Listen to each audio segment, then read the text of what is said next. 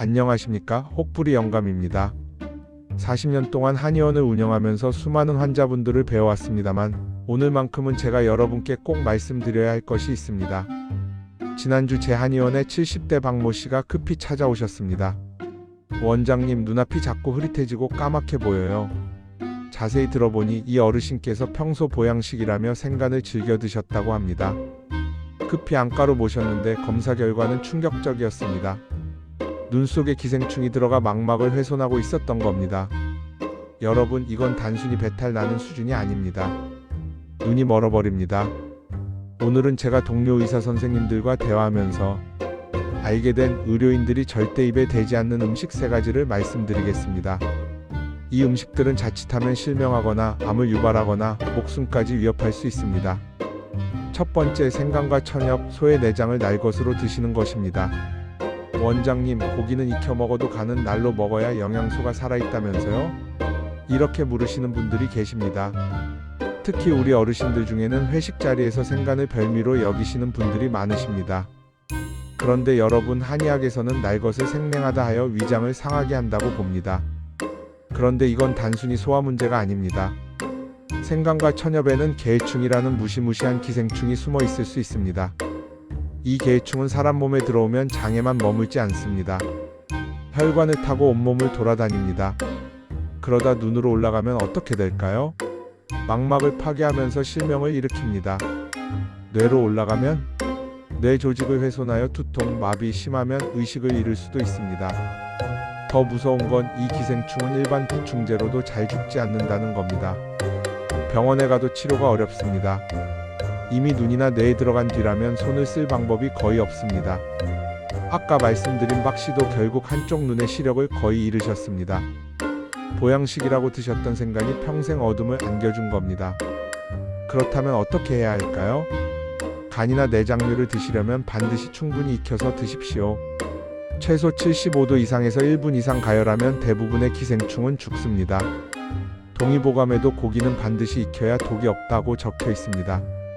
옛 의서의 지혜입니다. 특히 소내장을 드실 때는 구이나 전골로 푹 끓여 드시고 회나 육사시미처럼 생으로 드시는 건 절대 피하시기 바랍니다. 두 번째, 냉장고에 보관한 감자, 양파, 빵입니다. 원장님, 이건 또 무슨 소리입니까? 냉장고는 음식을 싱싱하게 보관하라고 있는 거 아닙니까? 맞습니다. 그런데 모든 음식을 냉장고에 넣으면 안전하다는 건 오해입니다. 먼저 감자부터 말씀드리겠습니다. 감자를 냉장고에 넣으면 온도가 낮아지면서 전분이 당분으로 변하기 시작합니다. 그 자체로도 혈당을 급격히 올릴 수 있지만 더 큰 문제는 조리할 때 발생합니다. 냉장 보관한 감자를 고온에 튀기거나 구우면 아크릴아마이드라는 발암물질이 폭발적으로 증가합니다. 세계보건기구 WHO에서도 2여급 발암물질로 분류한 독소입니다. 장기간 섭취하면 암 발병 위험이 높아집니다. 한의학에서 감자는 토두라 하여 대지의 기운을 품은 곡물로 봅니다. 그런데 차가운 냉기에 오래 두면 그 성질이 변한다고 하였습니다. 선조들의 지혜가 과학으로 입증된 셈입니다. 감자는 서늘하고 어두운 곳, 통풍이 잘 되는 곳에 보관하십시오. 신문지에 싸서 바람 잘 통하는 곳에 두면 됩니다. 그 다음 양파와 빵입니다. 이 둘의 문제는 습기입니다. 냉장고 안은 습도가 높습니다. 양파는 냉장고에서 수분을 빨아들이면서 무르고 그 과정에서 곰팡이가 슬기 쉽습니다. 빵도 마찬가지입니다.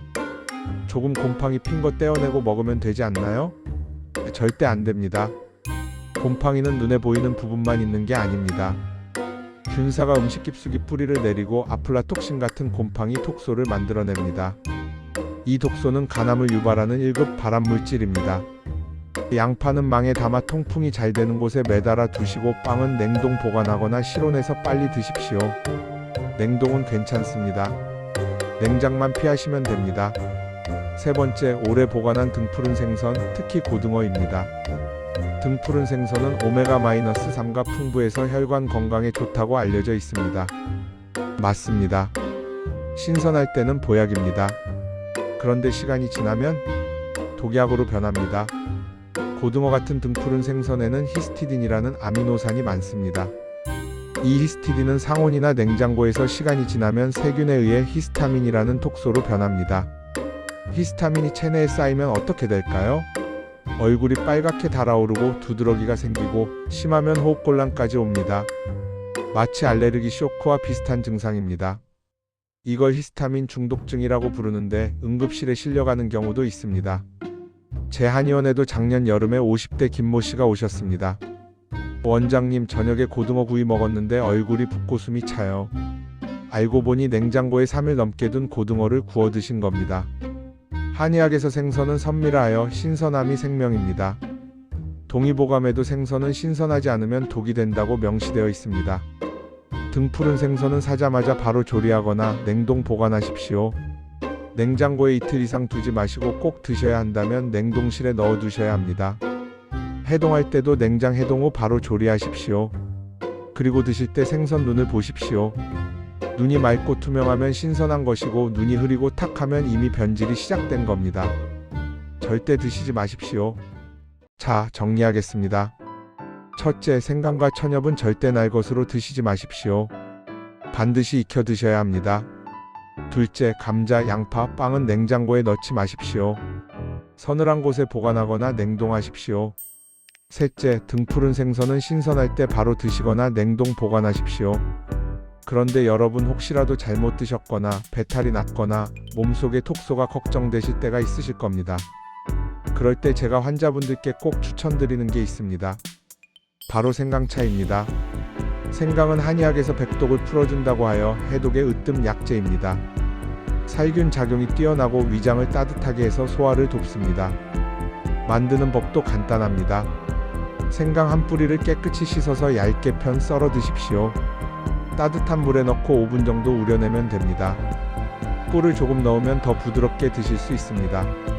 식후에 한 잔씩 드시면 위장도 편안해지고 혹시 모를 톡소도 배출하는 데 도움이 됩니다. 여러분, 음식은 보약이 될 수도 독이 될 수도 있습니다.